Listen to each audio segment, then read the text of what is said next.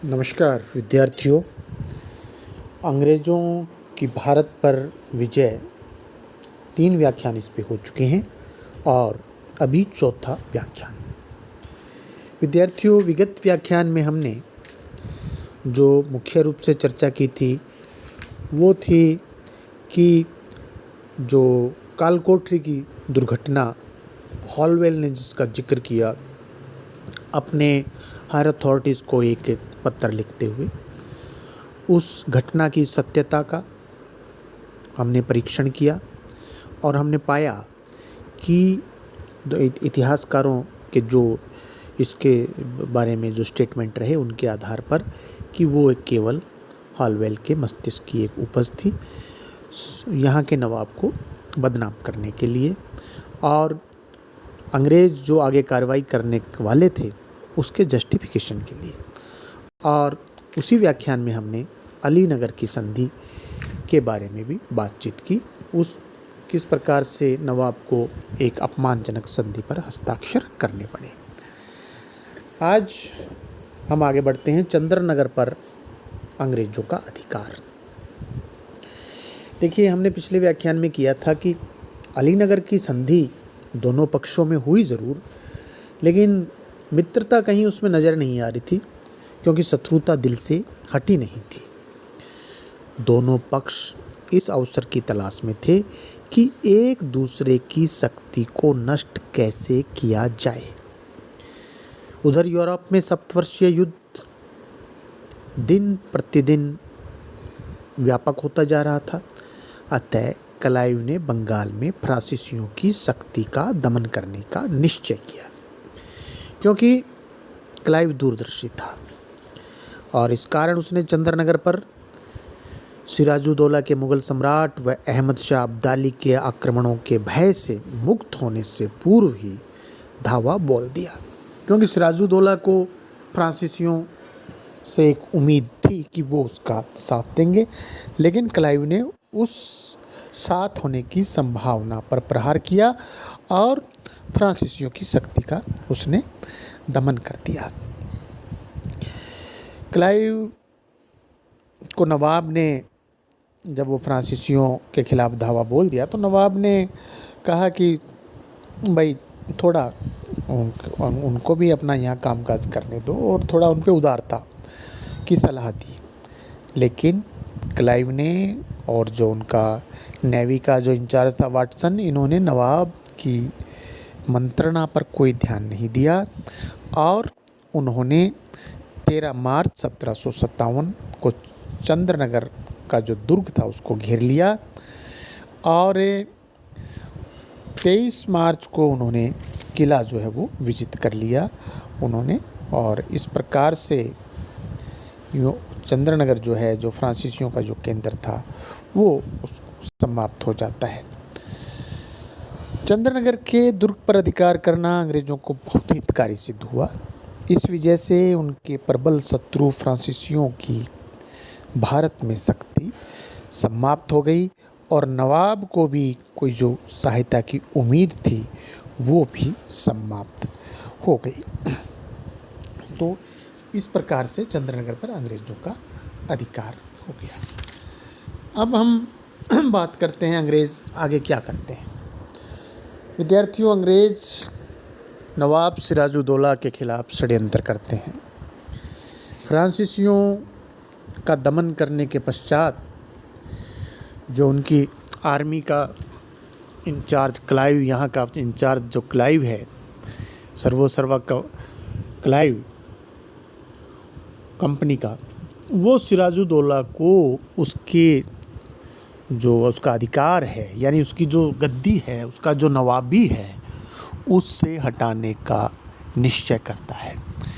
वह भलीभांति जानता था कि नवाब अंग्रेज़ों का दिल से शत्रु है और यह सही भी था कि नवाब अलीनगर की संधि से प्रसन्न नहीं हो सकता था क्योंकि वो अपमानजनक थी। उसकी इस अप्रसन्नता की पुष्टि फ्रांसीसी अधिकारी जिसका नाम था जीन लॉ ने भी की। उसने लिखा कि जब भी नवाब अंग्रेज़ों के विषय में बात करता है तो उसकी आंखें क्रोध से लाल हो जाती हैं। इसके अलावा नवाब दूरदर्शी भी था। वह जानता था कि अब अवसर मिलते ही अंग्रेज उसकी भी हैदराबाद के निज़ाम नासिर जंग जैसी हालत कर देंगे। डिप्लोमेटिक क्लाइव नवाब के इन मनोभावों को जान चुका था। धूर्तता और राजनीतिक कुचक्रों की रचना में वह माहिर था। कौन? क्लाइव।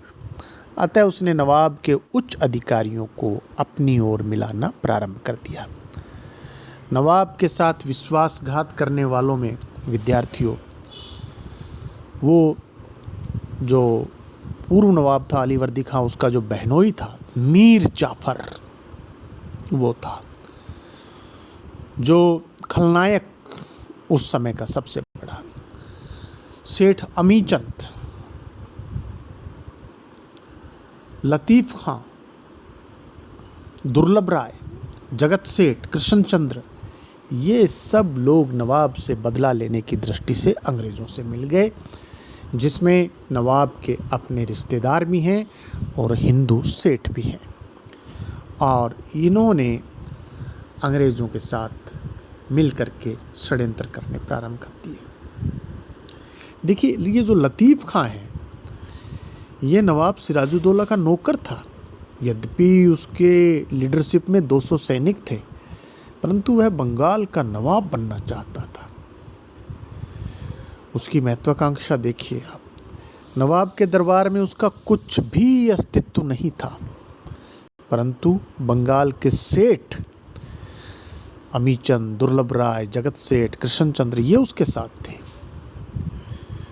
वो उसको प्रमोट कर रहे थे, मोटिवेट कर रहे थे, क्योंकि वह नवाब का आर्थिक नुकसान करके जो ये व्यापारी हैं, हिंदू व्यापारी, इनका हित करना चाहता था। अंग्रेज़ों ने भी उससे नवाब बनाने का वादा तो किया नहीं, परंतु उसे अपने पक्ष में अवश्य कर लिया।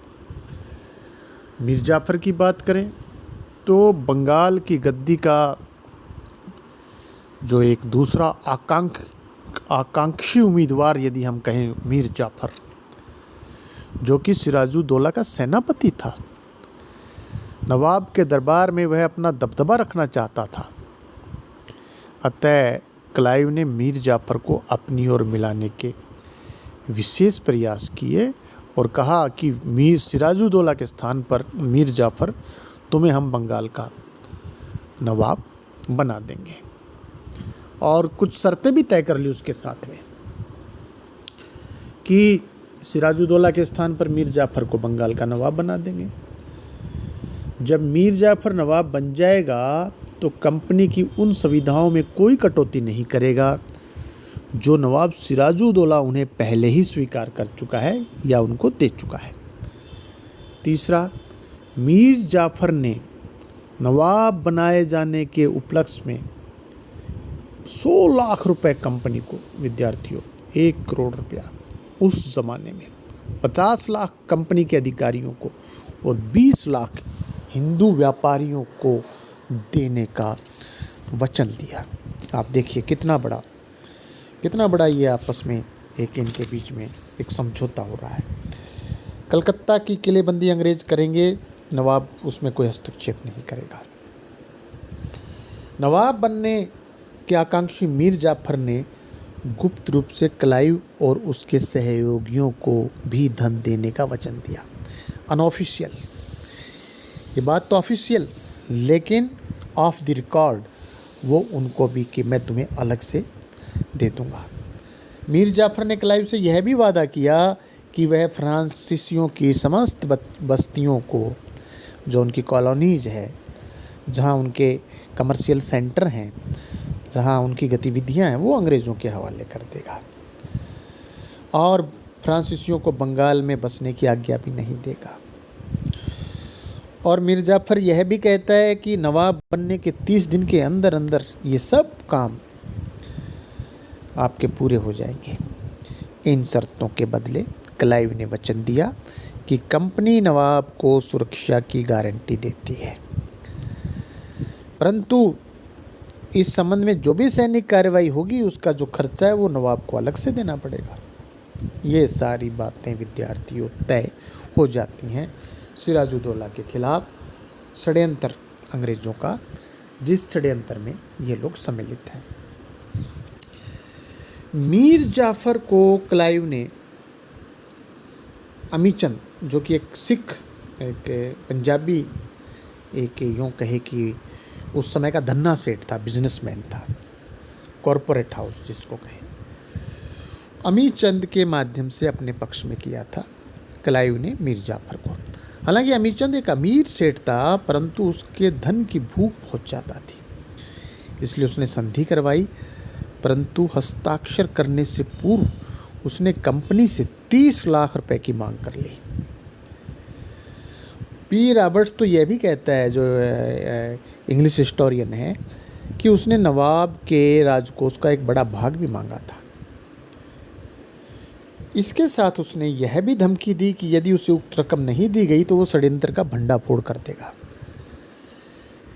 इस धमकी से क्लाइव बड़े परेशानी में पड़ गया, क्योंकि वह उसे इतना धन देना नहीं चाहता था। क्लाइव के साथ बंगाल परिषद भी बड़े असमंजस में पड़ गई, परंतु इसके साथ ही अमीचंद के साथ वह ये कुछ अमीचंद का सहारा भी चाहता था, सहयोग। अतः क्लाइव ने बड़ी कूटनीति से काम लिया। उसने दोहरी संधि जो है, डबल स्टेटमेंट तैयार करवाए, 2 संधियां तैयार करवाई। वास्तविक संधि तो श्वेत पत्र पर तैयार की गई और उसमें अमीचंद की धन संबंधी मांग का उल्लेख नहीं किया, और दूसरी झूठी संधि जो लाल कागज़ पर तैयार की गई उसमें उनका उल्लेख किया गया। वाटसन ने झूठे संधि पत्र पर हस्ताक्षर करने से इनकार कर दिया, परंतु इस झूठे पत्र पर उसने या तो स्वयं हस्ताक्षर कर लिए या फिर जो एक और अधिकारी था लुसिंगटन, उससे करवा लिए। इस दोहरी संधि का यह परिणाम निकला कि लालची अमीचंद को 1 पैसा भी नहीं मिला। निसंदेह क्लाइव ने अमीचंद को धोखा दिया, यह उसका घृणित कार्य था, परंतु अमीचंद का जो रवैया था, जो इसमें भूमिका थी, वो भी उचित नहीं था। तो इस प्रकार से क्लाइव ने मीर जाफ़र से संधि कर ली और अमीचंद जो एक बीच में बड़ा जो एक रोड़ा था, उस रोड़े को हटा दिया। अब विद्यार्थियों आगे बात आएगी प्लासी के युद्ध की, जो कि 23 जून 1757 को हुआ था। इस युद्ध के हम कारणों की बात करते हैं। पहला कारण अलीनगर की संधि का उल्लंघन। आप जानते हैं पिछले व्याख्यान में हमने बातचीत की थी कि अलीनगर की जो संधि है, वो जो बंगाल का नवाब जो बना था सिराजुद्दौला और अंग्रेज़ों के मध्य 9 फरवरी 1757 को हुई थी। एक अपमानजनक संधि थी नवाब के लिए, और ये संधि ईस्ट इंडिया कंपनी के हित में थी। चंद्रनगर पर जब अंग्रेज़ों का अधिकार हो गया तो अंग्रेज़ नवाब पर लगातार संधि की शर्तों के उल्लंघन का आरोप लगाने लगे। कुछ इतिहासकार तो ये कहते हैं कि नवाब ने कंपनी को वह मुआवजा नहीं दिया जो उसने संधि के समय देने का वायदा किया था। इस प्रकार अंग्रेज़ भी संधि की शर्तों का पूर्ण पालन नहीं कर रहे थे। उन्होंने फ्रांसीसियों को परास्त करते ही नवाब के विरुद्ध युद्ध की तैयारी प्रारंभ कर दी। दूसरा कारण है नवाब के अधिकारियों के सहयोग से अंग्रेज़ों द्वारा षड्यंत्र रचना। ये हमने अभी बात की थी विद्यार्थियों कि मीर जाफ़र जो कि सबसे बड़ा अधिकारी था, सेनापति था, और वो उसके साथ में षड्यंत्र। तीसरा है अंग्रेज़ों की साम्राज्यवादी भावना। ये इसमें कोई शक नहीं है कि अंग्रेज़ जो है वो अपने राज्य का यहाँ पर विस्तार करना चाहते थे, अपने राज्य की सीमाएं भारत में फैलाना चाहते थे और फिर अधिकाधिक भारत को वो लूटना चाहते थे। बंगाल के हिंदुओं का नवाब विरोधी होना ये भी इसका एक कारण है, क्योंकि व्यापार जो है हिंदुओं के हाथ में था और अंग्रेज़ भी व्यापार कर रहे थे, तो अंग्रेज़ और हिंदू व्यापारियों के हित आपस में मिल रहे थे और उन दोनों के लिए एक ही टारगेट था, नवाब। तो अंग्रेज़ जो बंगाल के हिंदू हैं उन्होंने भी नवाब को धोखा दिया। अब हम बात करते हैं, इसके अलावा विद्यार्थियों, जो नवाब था सिराजुद्दौला, वो फ्रांसीसियों के प्रति सहानुभूति रखता था और फ्रांसीसी नवाब के आदेशों की पालना भी करते थे। जब उसने कहा कि आप किलेबंदी नहीं करेंगे, दोनों ही विदेशियों को कहा था, लेकिन फ्रांसीसियों ने किलेबंदी रोक दी और अंग्रेज़ों ने उसके आदेशों की अवहेलना की। तो ये जो अलाइनमेंट था, इसको अंग्रेज़ डिसलाइक करते थे, क्योंकि वो अंग्रेज़ों के लिए एक खतरा भी हो सकता था। तो ये जो बंगाल के नवाब की फ्रांसीसियों के प्रति सहानुभूति थी, ये अंग्रेज़ों को खटक रही थी और ये भी युद्ध के एक कारण में है। बंगाल के नवाब की हिंदू विरोधी नीति, ये एक आरोप पी रॉबर्ट्स लिखता है कि वो हिंदू प्रजा पर अत्याचार करता था। इस प्रकार का लिखा है कि वो युवा था, क्रोधी था, संकट काल में उसे हिंदुओं का सहयोग परम आवश्यक था, लेकिन वो हिंदुओं पर अत्याचार करता था। उसके मुस्लिम सरदार वैसे ही उससे जो है धोखा कर रहे थे और वो जो नवाब है, दूरदर्शिता के कारण जो है वो धर्म के क्षेत्र में उसने असहिष्णुता की नीति अपना ली। हिंदू व्यापारी और सेठों का उसने अपमान करना प्रारंभ कर दिया। सेठ बंधु मेहताब राय और स्वरूप चंद उससे अपमानित हो चुके थे। राजवल्लभ जो था, उसको दीवान पद से हटाकर नवाब ने उसे नाराज़ कर दिया। नदिया का एक बड़ा शक्तिशाली जमींदार था महाराजा कृष्णचंद्र, वो भी नवाब की नीतियों से, उसकी असहिष्णुता की नीति से खिन्न था। अतः ये असंतुष्ट हिंदू भी अंग्रेज़ों को बंगाल में नवाब का शासन समाप्त करने के लिए उकसा रहे थे। फिर बंगाल के नवाब और मुग़ल सम्राट फर्रुखसियर ने जो अंग्रेज़ों को फ्री पास की जो सुविधा दी थी, वो भी एक बहुत बड़ा कारण था कि अंग्रेज़ जो हैं उसका दुरुपयोग कर रहे थे। उस फ्री पास को हिंदू व्यापारियों को उपलब्ध करवा रहे थे और राजकोष को घाटा हो रहा था। युद्ध की घटनाओं की यदि विद्यार्थियों हम बात करें, तो नवाब पर अलीनगर की संधि का दोषारोपण करते हुए 22 जून 1757 को क्लाइव 2000 सैनिकों के साथ मुर्शिदाबाद की तरफ रवाना हो गया और कटवा में उसने अपना पड़ाव डाला। परंतु उसी रात्रि को उसे चिंता हो गई, क्योंकि मीर जाफर अपने वायदे के अनुसार कटवा में अपनी सेना के साथ आकर सम्मिलित नहीं हुआ। इसके विपरीत उसे खबर लगी कि मीर जाफर ने नवाब के समक्ष स्वामी भक्ति का जो है वचन दिया है, शपथ ले ली है। क्लाइव असमंजस में पड़ गया और वो राय मशुरा करने लगा कि युद्ध करें या नहीं करें। आयरकूट ने युद्ध करने के प्रस्ताव का विरोध किया, अंग्रेज जो सेनापति था। क्लाइव इस समय बड़े असमंजस में था। उसी अंतराल में उसे मीर जाफर का पत्र मिल गया, जिसमें उससे नवाब पर शीघ्र ही आक्रमण करने का अनुरोध किया गया था।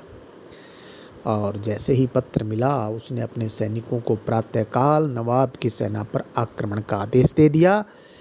इस सेना में लगभग 800 यूरोपियन थे और 1200 के लगभग भारतीय थे।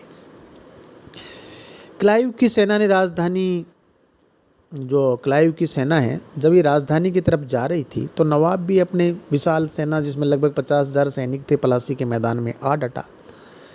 निसंदेह क्लाइव की सेना से अधिक शक्तिशाली थे। 18,000 घुड़सवार, तोपों की दृष्टि से भी नवाब के पास ज़्यादा तोपें, 53 तोपें थी, जबकि अंग्रेज़ों के पास 10 ही तोप थी।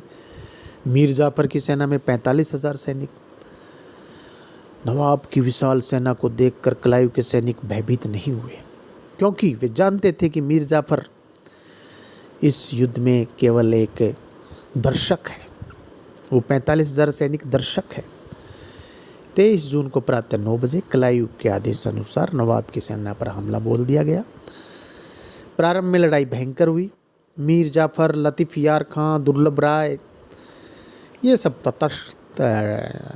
तटस्थ रहे, इन्होंने कोई एक्शन नहीं लिया। उधर नवाब की तरफ मीर मर्दान और मोहनलाल वीरता से युद्ध करते रहे, परंतु जब मीर मर्दान वीरगति को प्राप्त हो गया तो नवाब भी डिमोरलाइज्ड हुआ, उसका घोड़ा भी घायल हो गया। तो दुर्लभ राय ने आकर के नवाब को सलाह दी कि वह युद्ध भूमि से भाग जाए। नवाब अनुभवहीन था, घबरा गया, युद्ध भूमि से भाग गया और उसके जाते सैनिकों में भगदड़ मच गई। विजयश्री ने क्लाइव के गले में अपनी जो है यूँ कहे कि उसने गले माला डाल दी विजयश्री की क्लाइव के गले ने, मतलब उसके क्लाइव के शौर्य ने, क्लाइव की हिम्मत ने, उसकी दूरदर्शिता ने विजयश्री उसको मिल गई और वो नवाब जो भाग रहा था उसको बंदी बना लिया गया। मीर जाफ़र के एक बेटे का नाम, जिसका नाम था मीरन, उसने उसका वध कर दिया। इस प्रकार यह लड़ाई 2 बजे ही समाप्त हो गई। यद्यपि राजनीतिक दृष्टिकोण से प्लासी की लड़ाई को अधिक महत्वपूर्ण नहीं माना जाता, सामरिक दृष्टि से भी एक नाटक थी। अंग्रेज़ों के 23 सैनिक मरे थे और 49 घायल हुए। दूसरी तरफ नवाब के 500 सैनिक मारे गए थे और इतने ही आहत हुए थे। लेकिन इस लड़ाई में अंग्रेज़ों की तरफ से भी कोई वीरता प्रदर्शित नहीं की थी। अंग्रेज़ अधिकारी मैलिसन स्वयं इस बात को एडमिट करता है। उसने लिखा है कि जिस प्रकार एक नवीन देश की खोज पर ध्वज फहराते समय कुछ गोले छोड़े जाते हैं, उसी प्रकार बंगाल में ब्रिटिश आधिपत्य के समय प्लासी में यूनियन जैक के सम्मान में कुछ गोले छोड़े गए। लड़ाई के समाप्त होने पर मीर जाफ़र क्लाइव से मिलने आगे बढ़ा, परंतु इस समय उसकी चाल में वह गरिमा नहीं थी जो एक भावी नवाब की चाल में होनी चाहिए। अपनी लज्जाजनक भूमिका के प्रति वह जागरूक होने के कारण उसके हृदय में आत्म संशय एवं अविश्वास के भाव प्रकट हो गए, जो उसके आगे बढ़ने में बाधक हो रहे थे। किंतु क्लाइव ने उसका नवाब के रूप में अभिवादन किया और राजधानी मुर्शिदाबाद पहुंचकर 25 जून को 1757 को उसका राज्याभिषेक जो है वो वहाँ पर हुआ। शेष अगले व्याख्यान में। बहुत बहुत धन्यवाद।